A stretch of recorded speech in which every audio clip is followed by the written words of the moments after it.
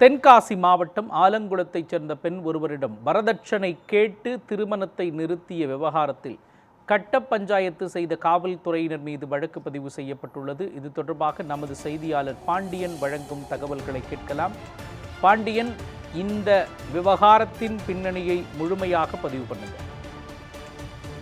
நிச்சயமாக மோகன், வரதட்சணை கேட்டு திருமணத்தை நிறுத்திய நபர்கள் மீதும் அந்த துணை போன காவல்துறை அதிகாரிகள் மீதும் நடவடிக்கை எடுக்க கோரி அந்த வழக்கானது இந்த உயர்நீதிமன்ற மதுரை அமர்வில் இன்று விசாரணைக்கு வந்தது. அதில் அந்த கட்ட பஞ்சாயத்தில் ஈடுபட்ட காவல் ஆய்வாளர், துணை காவல் ஆய்வாளர் மீது அந்த வழக்கு பதிவு செய்யப்பட்டுள்ளதாக அரசு தரப்பில் தகவல் தெரிவிக்கப்பட்டது.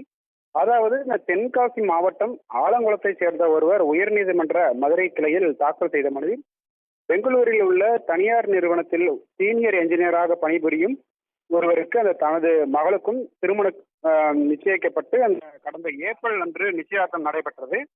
நிச்சயார்த்தத்தை அன்றே அந்த மாப்பிள்ளை வீட்டார் 10 லட்சம் ரூபாய் ரொக்கத்தை வரதட்சணையாக பெற்றுக் கொண்டிருந்தார்.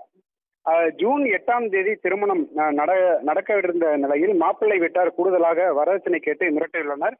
அதற்கு நாங்கள் இயலாமையை தெரிவித்ததால் மாப்பிள்ளை வீட்டார் திருமணத்தை ரத்து செய்தனர்.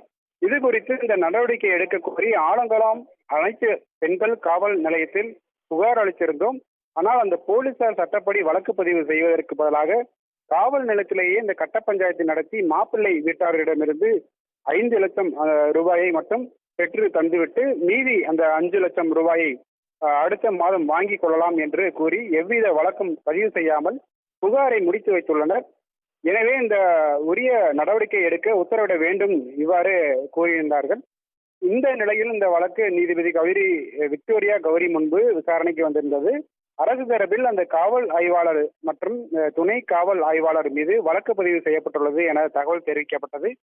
இதனை பதிவு செய்து கொண்ட அந்த நீதிபதிகள் இந்த வழக்கு தொடர்பாக உரிய அந்த உத்தரவு பிறப்பிப்பதற்காக நாளை ஒத்திவைத்து உத்தரவிட்டிருந்தனர்.